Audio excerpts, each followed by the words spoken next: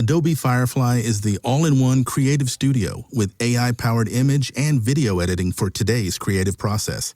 Built for creators of every kind, Firefly helps you generate, edit, and experiment fast. Because the asks aren't getting smaller, the budgets aren't getting bigger, and the timelines, oh yeah, still tight. With all the best creative AI models in one place, Firefly brings your ideas to life. Unlock a better way to make with Adobe Firefly.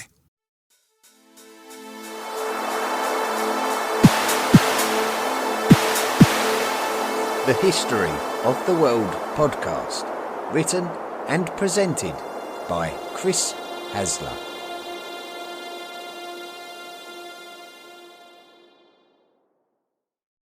Volume 4, The Medieval World.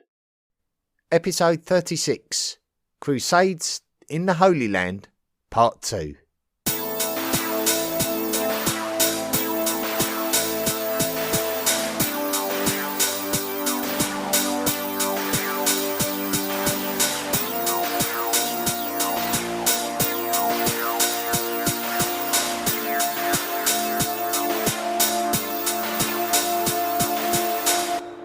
In previous episodes, we told the story of how the Crusades to the Holy Land were instigated, and we told the story of how the Crusaders conquered Jerusalem. When the Seljuk Turks invaded Byzantine Anatolia and gradually started closing in on the Byzantine capital of Constantinople, the Byzantine Emperor Alexios Komnenos appealed for mercenaries from Christian Europe to help to defend Constantinople and help to reclaim lost lands, including Christian churches lost to the Muslim culture. The Pope Urban II saw an opportunity to use this invitation to instruct a Christian movement to not only support the Byzantine Empire, but also to push deeper into Muslim territory and reclaim the lost holy city of Jerusalem that was becoming increasingly harder for Christian pilgrims to visit. The initial wave of Crusaders were a comparatively low-class bunch of knights and peasants with their families, and on their arrival in Anatolia, they were soundly defeated by a Seljuk sultan called Kilij Arslan. So a greater force of Crusaders gathered that included higher-ranking knights and princes, and counts and dukes of Western Europe. This time the Crusaders and their Byzantine allies were able to take the city of Nicaea before pushing across Anatolia to the highly important city of Antioch. Baldwin of Bologna took control of the city of Edessa, while Bohemond of Taranto was an integral part of the conquest of Antioch, becoming the ruler afterwards. In the meantime, the Seljuk Turks were being attacked in the city of Jerusalem by the Fatimid Empire, based in Egypt. Eventually, the Fatimids pushed the Seljuks out of the city, but the Crusaders were not interested in specifically making war with the Seljuks, but they were interested in the conquest of Jerusalem, regardless of whether it was the Seljuk Turks or the Fatimids of Africa. So those who chose to continue from Antioch continued southwards to Jerusalem, and they besieged the holy city. The wealthiest of all the Crusaders was Raymond of Toulouse, and he believed that he would take control of the city of Jerusalem if the Crusaders were victorious. However, it was Godfrey of Bouillon who would be the master tactician in the overall operation, and as such, when the Crusaders successfully ran the Fatimids out of Jerusalem in 1099, it would be Godfrey who would be entrusted to rule over the new realm. Raymond of Toulouse would have to be content to return north and take the Levantine city of Tripoli, which would complete the set of 4 Crusader states formed as a result of this First Crusade. Edessa, Antioch, Jerusalem and Tripoli would be collectively referred to as Outremer, another name for the Crusader States. Orders of Knights. It was one thing establishing the Crusader States, But it would surely be another thing to be able to retain them, as they were surrounded by enemies and remote from the Western European heartlands that had established them. Within the city of Jerusalem existed a hospital that would be of service to any infirm Christian pilgrims, and this hospital was established in the city long before the First Crusade. After the First Crusade, it was clear that the hospital was as important as ever. The Benedictine lay brother that was in charge of the hospital was a man called Gerard de Martigues, popularly known as Blessed Gerard. He may have been expelled from Jerusalem during the First Crusade along with all the other Christians. But after the Christian conquest, the Christians returned and the hospital grew in importance and was granted charitable wealth from various parties, creating an institution of some power. A military order was established to protect the hospital, and they would come to be known as the Knights Hospitaller or the Hospitallers. And the order was recognised by a papal bull issued by Pope Paschal II in 1113. The hospital itself was called the Hospital of St. John. The orders of the Hospitallers would become a significant political order in Jerusalem, growing in power thanks to the grateful financial support of many Christians. In the meantime, some also felt it necessary to protect pilgrims on their dangerous journey across Outremer from the port of Jaffa, now part of the modern Israeli coastal city of Tel Aviv, to the holy city of Jerusalem. So, more charitable investments were made in an order of knights who were encouraged to offer military protection. The knights were granted a headquarters at Al-Aqsa Mosque at the Temple Mount in Jerusalem, which led to these knights becoming referred to as the Knights Templar or the Templars. Once again, the Templars became powerful and influential thanks to the financial support of many. The Hospitallers and the Templars would come to see their role develop to become part of the military protection of Outremer. The Siege of Edessa. As one can imagine, the Byzantines under their emperor Alexios Komnenos were slightly concerned about the outcome of the events of the First Crusade. The purpose of the crusade was to free Byzantine lands that had been captured by the Turks and restore them to the Byzantines. What had actually happened is that the Crusaders had created their own set of Crusader States, ruled by themselves and not restored to the Byzantines.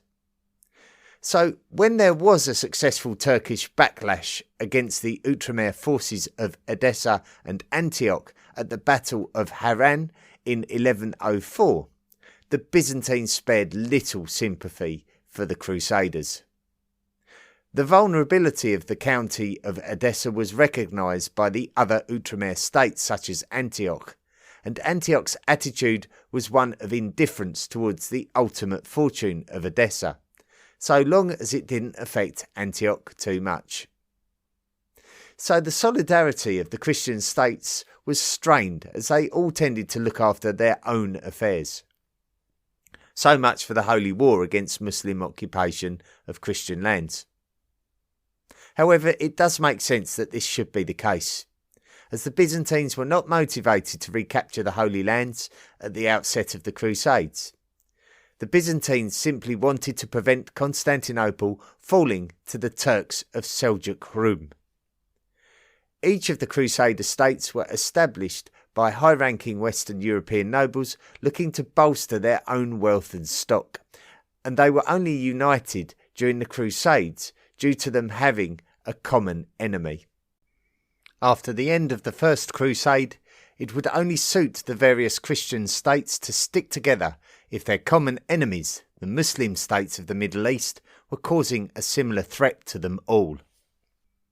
During the 1120s at the Seljuk city of Mosul, which is situated in the north of the modern country of Iraq, a man called Imad al-Din Zengi had risen to power, having been appointed as the governor of the city. Chronicles and accounts do not give a glowing account of Zengi's character. Although he is described as a good-looking man, he is also portrayed as a heartless tyrant. His own people would fear his bloodthirsty wrath should they do anything to upset him, but this attitude would also strike fear into his enemies. Zengi was a power-hungry ruler and the man responsible for the beginnings of the Zengid dynasty. Zengi very quickly expanded his area of influence over Aleppo to the west of Mosul and on the borders of Outremer.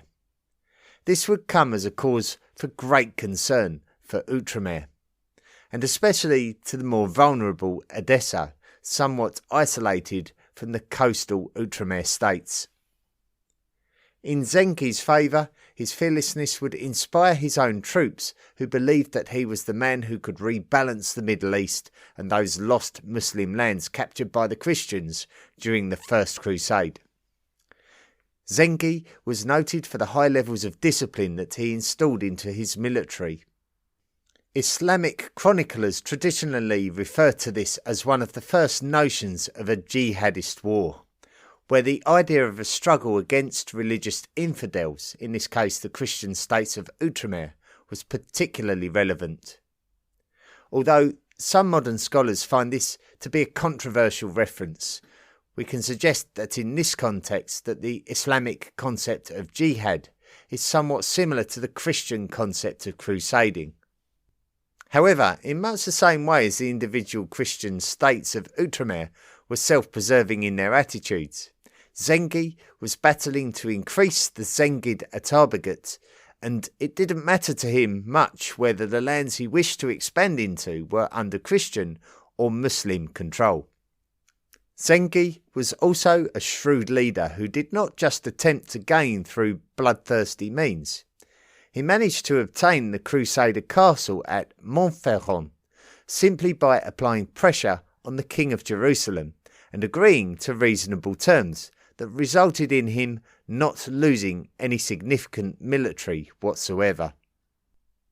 In the meantime, the Byzantine Empire was being ruled by the eldest son of the brave emperor Alexios Komnenos, who ruled as John II. John was making important gains on those Anatolian lands lost to the Seljuk Rum in the previous century after developing a strong diplomatic relationship with the Holy Roman Empire in the west.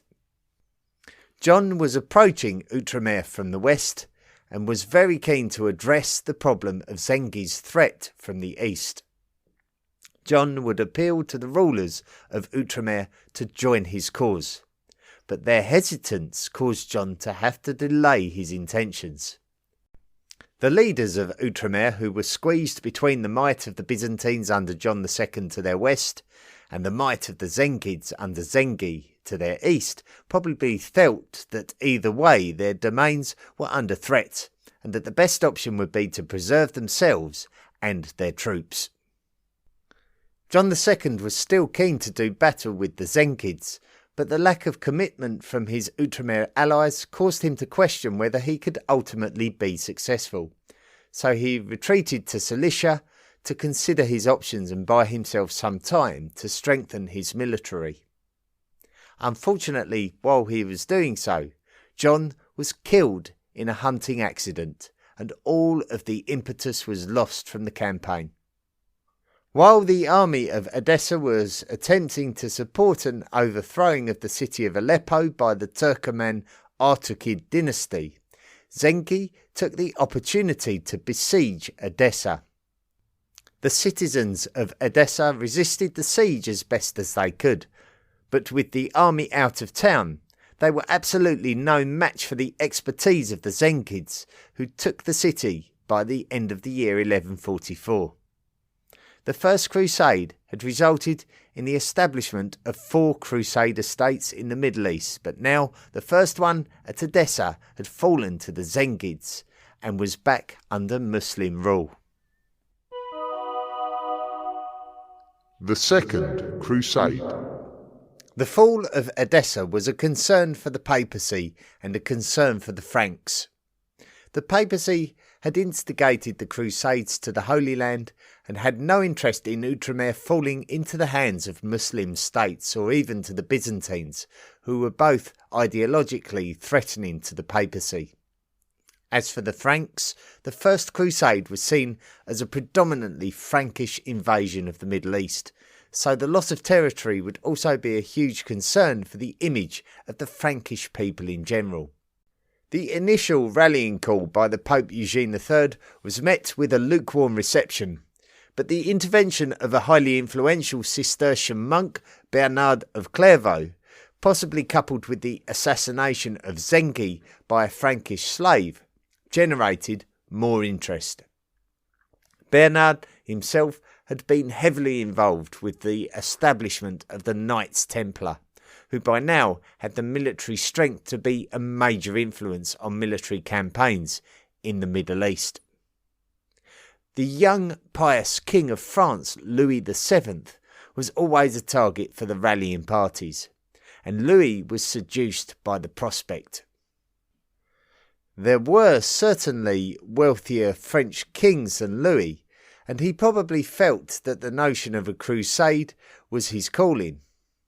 However, Bernard of Clairvaux was not finished, and he continued to travel from realm to realm, trying to entice high-ranking nobles and rulers. One previously unlikely target was the King of Germany, often traditionally designated as the Holy Roman Emperor by the Pope, but not until the Pope declared it so. The King of Germany was Conrad III, and he was supportive of the Pope in his struggles with the Normans in the south of Italy. This is likely why Bernard approached him, believing that he would be attracted to the call to arms. But Conrad initially feared abandoning his kingdom and his throne, which had its challenges. Bernard was not perturbed by Conrad's reluctance and threw all of his energy on travelling around the lands of Germany, delivering inspirational speeches and gathering thousands of people to the cause, and this would leave Conrad almost as the odd man out. So after one further attempt by Bernard to persuade Conrad decided that he was in. And now the Second Crusade suddenly had two of the most powerful kings of Western Europe involved in an unprecedented set of circumstances. Both King Louis VII of France and King Conrad III of Germany led their armies independently eastwards into Asia. Conrad's army showed a typically Crusaders' disrespectful attitude towards the Byzantine lands that they travelled through, pillaging the countryside. When Conrad had crossed into Asia, King Louis's forces were still travelling across Europe, and the Byzantine Emperor Manuel I Komnenos, son of Alexios, warned Conrad against steaming into Anatolia without preparing correctly and waiting for the support of Louis and his army. Conrad ignored the advice, and his army attempted to cross Anatolia in two groups. Each of these two groups were attacked by Turks, and thus the offensive was a complete disaster. Louis eventually linked up with the remains of Conrad's troops on his own arrival in Asia. But Conrad was too ill to continue, so he retired to Constantinople, leaving his German army alongside that of the French.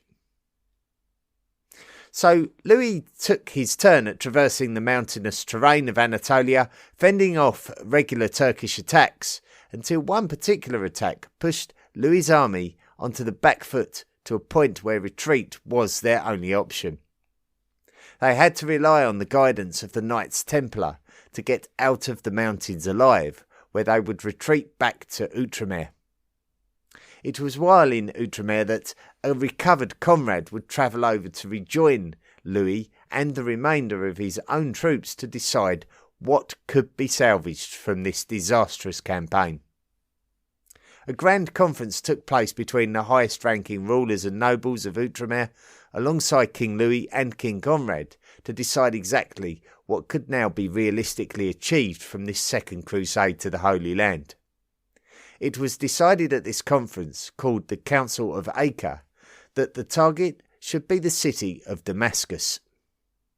The Crusaders' original target was Edessa, but now this was unrealistic, as the weakness of Louis and Conrad meant that the rulers of Outremer could call the shots. The rulers of Outremer had wanted to take Damascus for many years and with previous failed attempts. So they saw the opportunity, and the French and German armies felt that this was better than returning home empty-handed. Damascus was under the rule of a Turkish Sunni Muslim dynasty called the Burids. The Burids had had their fair share of trouble from Outremer and the Zengids, who had both wanted to oust them from their stronghold at Damascus. The Zengids decided to offer their support to the Burids against the Crusaders when they besieged Damascus in 1148. King Louis VII of France and King Conrad III of Germany were joined by King Baldwin III of Jerusalem for the siege. Despite all of their setbacks, the Crusaders had managed to assemble an army of 50,000 for the purpose. The Crusaders were well positioned within the orchards that would supply food, water and wood, so things were looking ominous for the Burids. However, when reinforcements started arriving for the Burids, they were able to use guerrilla tactics under the cover of the orchards in order to force the Crusaders into the open. Further reinforcements arrived and caused the Outremer nobles to lose their faith in the project, and this in turn forced Louis and Conrad to concede that the belief was no longer there to see the job through to a finish, and so a retreat was organised, and this spelled the end of the Second Crusade. A complete disaster by all accounts. The Crusaders of the Second Crusade had originally set out to recover the lost county of Edessa that had fallen to the Zengids in 1144. Nur al-Din had taken over as the Emir of Aleppo after Zengid's death, and Nur al-Din played an important part in the suppression of the armies of Louis and Conrad when they first attempted to invade Asian territory. In 1154, Nur al-Din actually attacked Damascus himself and took control of the city from the Burids, establishing the first Zengid dynasty of Damascus. One of Nur al-Din's military commanders involved in this operation was a Kurdish man called Sherko. During the 1160s, Nur al-Din sent Sherko to Fatimid Egypt in order to arbitrate a dispute. Sherko was accompanied by his nephew, a man called Saladin. Saladin. Fatimid Egypt was in political turmoil, and the intervention of a Zengid embassy in order to restore order ultimately resulted in Sherko becoming the vizier within Fatimid Egypt. After Sherko's death, Saladin took over the role of vizier, but his ambitions were far higher and he was in a great position to overpower the ineffective caliphate of the Fatimids. After the death of the Fatimid Caliph Al-Adid at the young age of 20, Saladin moved to become the new Sultan of Egypt, establishing the Ayyubid ruling dynasty, replacing the Fatimids. As a Sunni Muslim, Saladin would move Egypt politically closer to the spiritual caliphate of the Abbasids in Baghdad. Saladin was a highly ambitious ruler, looking to bring as many of his neighbouring realms, both Christian and Muslim, under his rule. Saladin extended his overlordship along the Asian coast of the Red Sea down to the southern tip of the Arabian Peninsula, before turning his attentions to the cities of the fragmenting Zengid dynasties. Firstly Damascus, before moving on to bring Aleppo, and then Mosul under his direction. Saladin was now in control of most of the land surrounding what remained of Outremer, and was now keen to turn his attention towards the Christian realms with his united Muslim armies. The united forces of Jerusalem, Tripoli and Antioch, alongside the Knights Templar and the Knights Hospitaller, were not enough for the sheer power of Saladin and the mighty Ayyubid Sultanate, and in 1187 Saladin crushed the Outremer armies at the Battle of Hattin. The Ayyubids suffered light casualties, whereas the Crusader States lost most of their military. This was a complete disaster for Outremer, but an incredible achievement for Saladin, who was now responsible for the glorious victory that had brought Jerusalem back under Muslim rule once more. The Third Crusade. Small pockets of Crusaders still had minor strongholds in the Levant, such as the city of Tyre, and the reaction in Europe was the instigation of a new crusade to the Holy Land. The English and French had been at war with each other, but had decided to stop their war in order to focus on the reconquest of Jerusalem. The English king Henry II died shortly after the Battle of Hattin, and so it would be the responsibility of his son, Richard I, romantically known as Richard the Lionheart, to step up to the mark. Richard's mother was Eleanor of Aquitaine, who before her marriage to Henry II had been married to the French king, Louis VII, of whom we will remember as one of the kings of the Second Crusade. Eleanor had actually accompanied Louis to the Holy Land on crusade.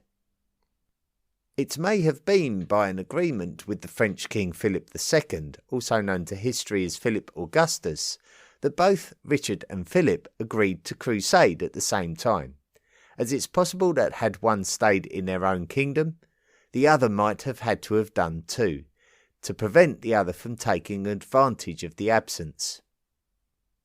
Both Philip and Richard were comparatively young and ambitious kings, but they would also be joined by the old and wise King of Germany, Frederick I, known to history as Frederick Barbarossa, the Italian word for red beard.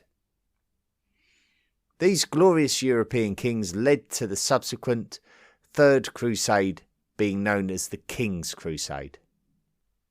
By the sheer expense required to raise an army, those who were involved must have believed that there would be some sort of reward to them that would have extended beyond the wealth of the Holy Land. So the pious absolution of sins must have played an important part in the motivations for many high-standing nobles involved.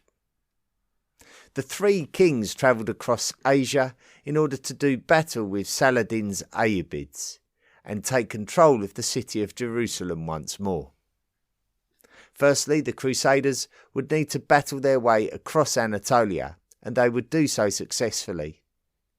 They would reach the Cilician territories to the south of Anatolia, and King Frederick Barbarossa of Germany would opt to try and cross the Salef River to head towards the Levant, and this proved to be a fatal mistake, as King Frederick fell from his horse and would unfortunately drown in the river. So now there were just two kings remaining, and certainly they were not particularly close friends. Philip arrived at the city of Acre, which is in the north of the modern country of Israel. The city was under siege by Crusaders attempting to win it back from the Ayyubids when Philip arrived, and so Philip would put his military weight behind the effort. Richard arrived just over a month later, and with his military might, the city of Acre fell about a month afterwards. The Crusaders would now have a stronghold from which to launch an attack on Jerusalem. In the aftermath, Philip fell ill, which disabled him from continuing the assault, and on his recovery he felt obliged to return to France to attend to some pressing domestic affairs, leaving Richard feeling disgruntled that he had been abandoned with the job half finished. So from a large force led by three Western kings, It had now just boiled down to Richard the Lionheart to finish the job. Richard decided to take the remnants of his military towards the port city of Jaffa, in order to secure it and have a stronghold from which to receive resources by which he could mount an attack on Jerusalem. Saladin had decided to attack Richard's army before they reached Jaffa, however, and although Saladin had an air of invincibility due to his numerous military victories in the past, Richard staunchly defended his position and even pursued the Ayyubids from the battlefield. However, this battle, the Battle of Arsuf, had proven to be expensive for all sides involved in terms of exhaustion. Richard and his troops successfully reached Jaffa, but had to conclude that a conquest of Jerusalem was really no longer achievable. Richard was torn between the need to return home to Western Europe in order to tend to his domestic affairs, and the strong desire to not give up on the acquisition of Jerusalem by any means necessary. His desire was to build an army strong enough, but he would happily settle for a diplomatic solution. There were even discussions of a political marriage between Richard's sister Joan and Saladin's brother Al-Adil, but both sides were concerned that the religious identity of the marriage alliance would not be representative of the identity that either side wanted. Richard desperately wanted to attack Jerusalem again before circumstances would force him to return back to Western Europe. He set up camp again and once again drew the common sense conclusion that he did not have the military might to succeed. On returning to the Outremer-held territories on the coast, Saladin attempted to attack Richard's army once more, and once again Richard resisted. Richard and Saladin were well-matched adversaries, and their conflict with each other ended in a stalemate. A 5-year truce was agreed, and although a Christian king of Jerusalem continued to exist in these coastal lands of Outremer, the city of Jerusalem itself remained in Muslim hands. Richard left Outremer in 1192. Saladin, exhausted from campaigning, retired to Damascus, where he died the following year from a fever in his mid-50s. The decline of Outremer.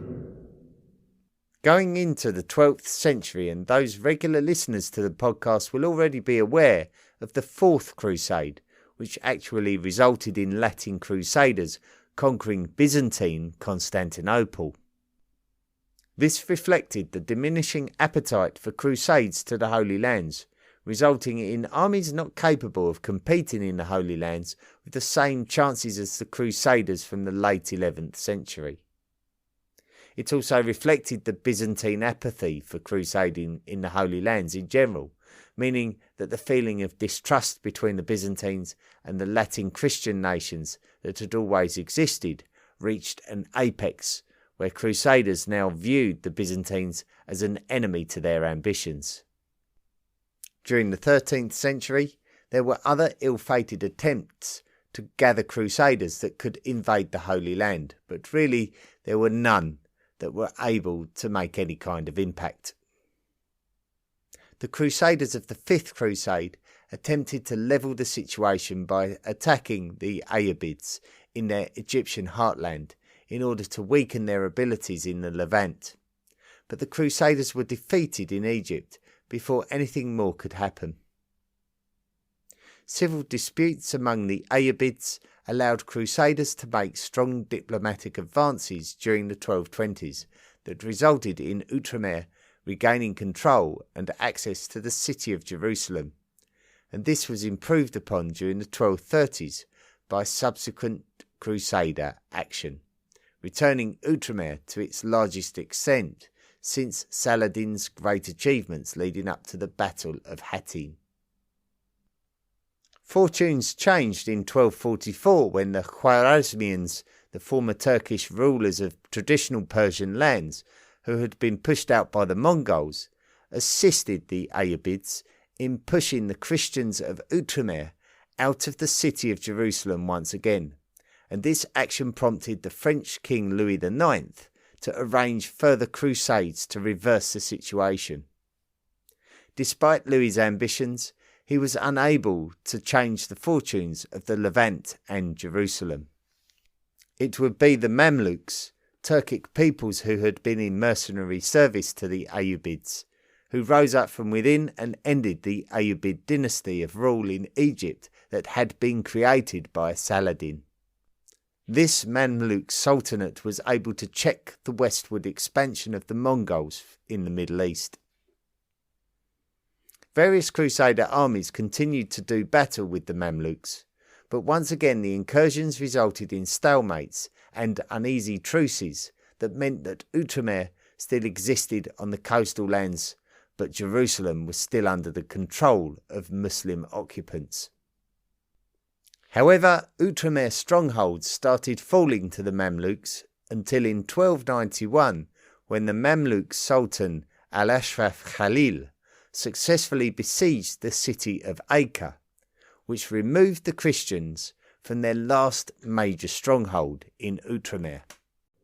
A pocket of Crusaders belonging to the Knights Templar remained garrisoned on the Isle of Ruad, known today as Erwad, just off the coast of the modern country of Syria, and this did not fall to the Mamluks until 1302. But this would also mean that there was no longer any Christian presence in the Levant anymore.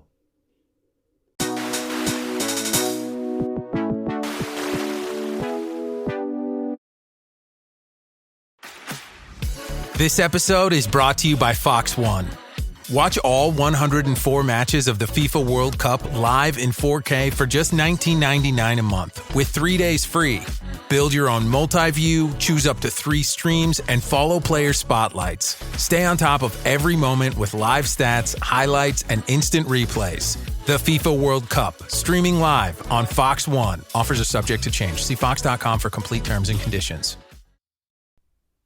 Thank you very much for listening to this week's episode of the History of the World podcast about the Crusades in the Holy Lands, and a continuation from the episode from a couple of weeks ago where we introduced the Crusades in the Holy Land, looking right the way back to the First Crusade and that first call of Pope Urban II. This week we found out exactly what happened in the aftermath of that, with the story of the Second Crusade, the Third Crusade, and then what ultimately happened to the Christian-held states in the Middle East and in the Levant.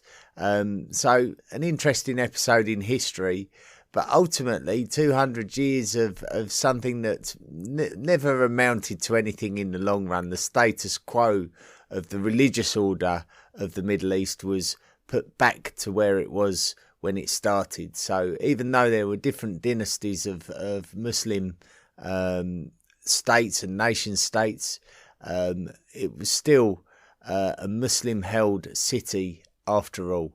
But an interesting story nonetheless, and one that somewhat reverberates down through the ages in some of the attitudes that we see in today's world. So it's quite important for anyone that is affected by that, maybe to understand the story of the Crusades and exactly what happened and exactly what was going on in the wider world as well, and how it wasn't just all about Muslims versus Christians, that there was a lot of individual struggles between nation states and individual people that were also factors and many different motivations at play. So an interesting episode in our history, and certainly in the medieval story, an essential part of the story.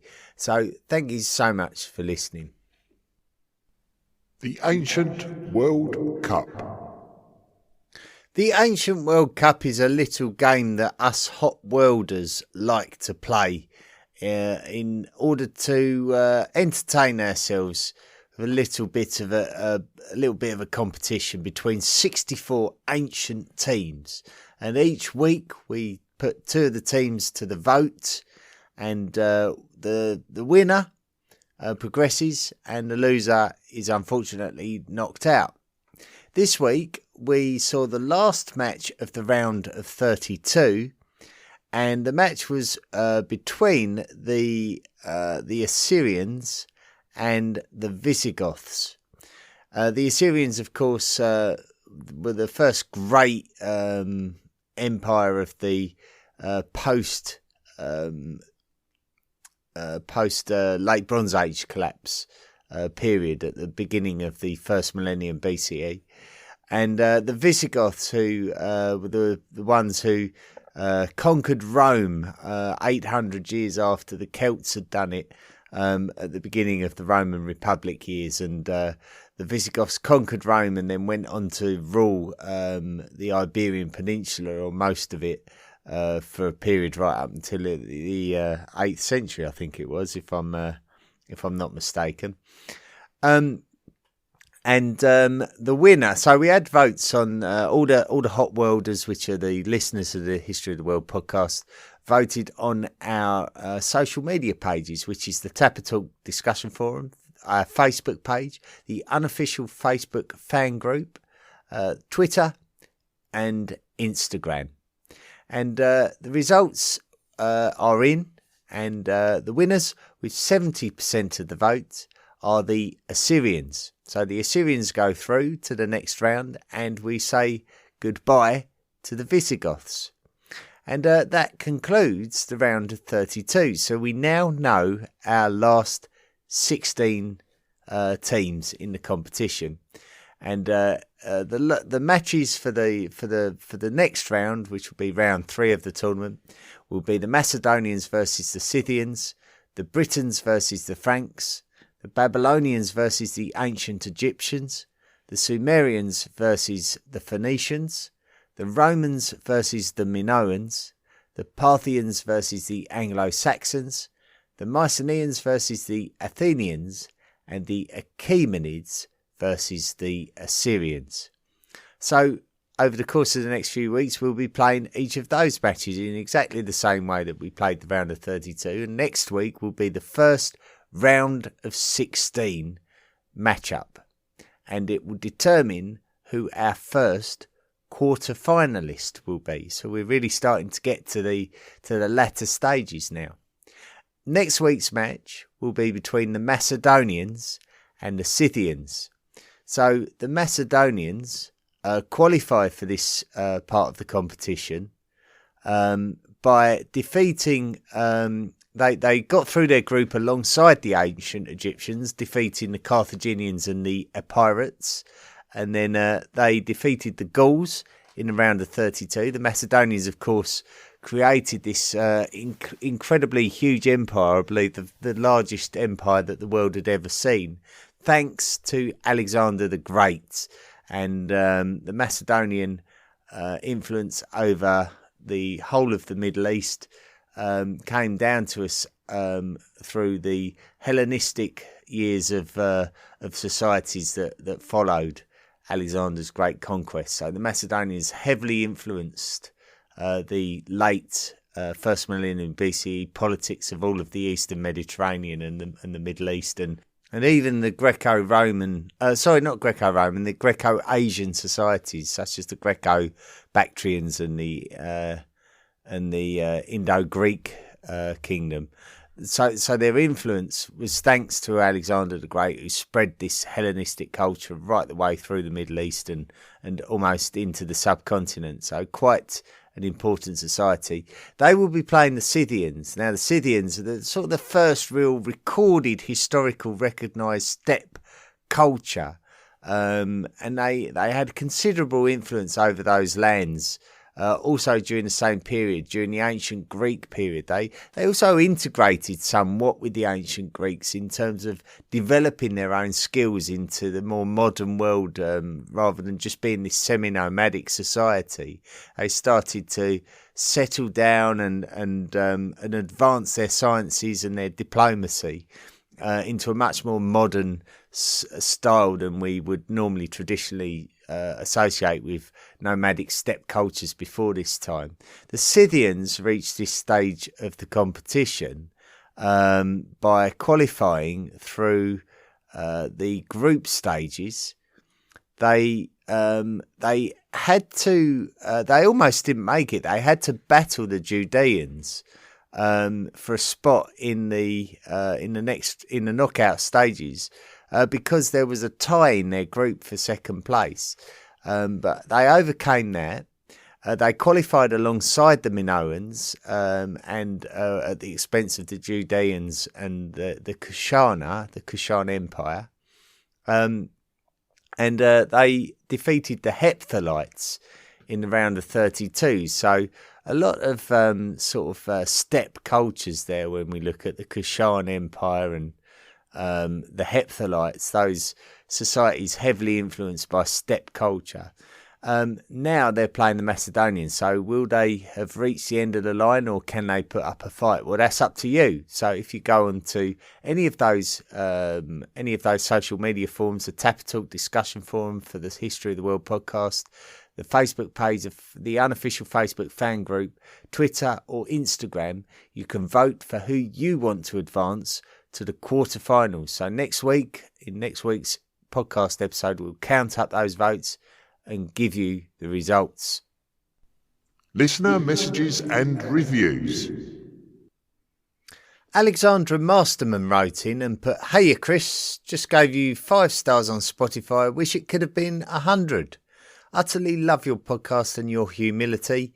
You ain't bad for a southerner. Ha! I am living in the States, but I am a Scouser born and bred. Went to uni in Twickenham and studied classics. I stumbled across your podcast and binged to season 3, episode 7 in a week. Onwards and upwards, hearing you pronounce words correctly in English makes me homesick, despite your accent. Take care, Chris, you are brilliant." Well, thank you very much, Alexandra. You clearly are a lady with a great sense of humour there, I can sense. Thank you for the message. Ethan Urch has written in and put, "Hey Chris, I have finally caught up. Started in February 2022. The history lessons are a great companion for when you have hours of sanding to do. I'm an apprentice shipwright at the Victorian Wooden Boat Centre in Melbourne, Australia. That's where my heart is, so the naval battle episodes really speak to me. Can't wait for when the naval world gets really spicy, when Portuguese ships get fed up with the Ottoman middlemen, then send expeditions around the Horn of Africa, when globalisation took its first baby steps, in my humble opinion. I want to thank you for heaps for the work that you put in and all the other patrons that really help out with what you do. I just signed up myself. You have my ears, good sir, for as long as the world is making history." Thank you, Ethan, and also thanks for signing up. Yes, you can do that if you really like the podcast and you want to help to support the podcast, then you can do so, and we welcome it because it enables us to buy more material, more books that we can use for reference in order to make this podcast as good as it can possibly be. When you sign up and you make contributions towards the podcast, you become a lifelong member of the History of the World podcast Illuminati, and you can qualify for rewards such as gifts and special episodes on a subject of your choice. In order to sign up, go to the historyoftheworldpodcast.com website, click on the Patreon link and follow it through, and you can see exactly what you can and can't get, for your money via that platform. But essentially, you'll be supporting the podcast that you enjoy. So that's probably the most rewarding thing I would hope. Ethan Urch, of course, has become a member of the History of the World podcast Illuminati this week, as has Mark Painter. So we welcome you both into our exclusive little club for those people who are very kind enough to join in and help to support the podcast. Thank you very, very much indeed. Well, that's it for another week of the History of the World podcast. But this week's episode, we should dig a little bit deeper because there's some amazing characters in there, none less than Saladin and Richard the Lionheart. and their stories deserve a little bit more depth. So the next 2 episodes we'll be focusing on a couple of the key battles in and around the period of the Third Crusade. So we'll be looking at the Battle of Hattin, and after that we'll be looking at the Battle of Ersuf. So interesting battles, and really key time in the history of the Crusades. A real sort of in the real thick of it there with the Crusades, and the real battle for that area of the Levant and the city of Jerusalem at centre stage there. So it'll be great. These next 2 episodes will be wonderful to listen to and to enjoy the story of. So thank you so much for listening this week, and until next week, be good. Suffering from dry, tired, irritated eyes? Don't let dry eyes win. Use Systane Pro. It hydrates, restores, and protects dry eyes for up to 12 hours. Systane Pro. Triple action dry eye relief. The History of the World podcast, written and presented by Chris Hasler.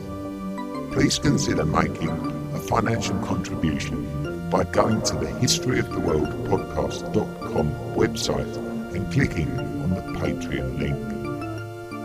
Email the show at historyoftheworldpodcast@mail.com. And don't forget to join our social media at Facebook, Twitter, Instagram and Tumblr. See you next time.